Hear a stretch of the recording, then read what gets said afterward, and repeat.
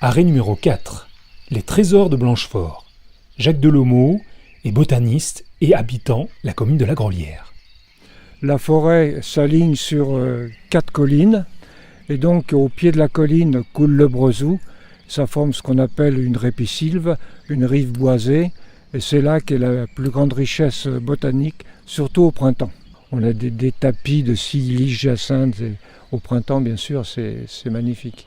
Il y a la parisette, il y a beaucoup aussi, ça intrigue beaucoup les gens, la lathrée clandestine, cette plante avec uniquement des fleurs à ras du sol, toute plante qui aime l'humidité.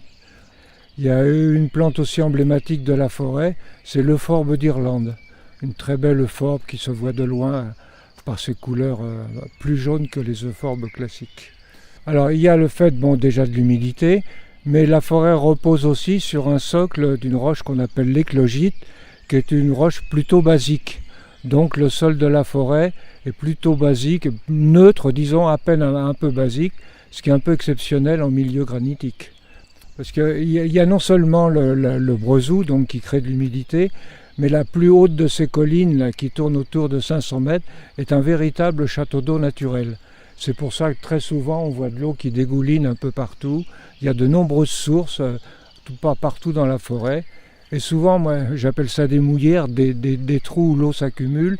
Et là on a un agglomérat de plantes qui aiment l'humidité, c'est toujours très intéressant. Il y a un gros intérêt, il n'y a pratiquement pas de conifères. C'est une forêt que de feuillus, chênaies, charmets principalement. Donc c'est une masse d'oxygène quoi finalement.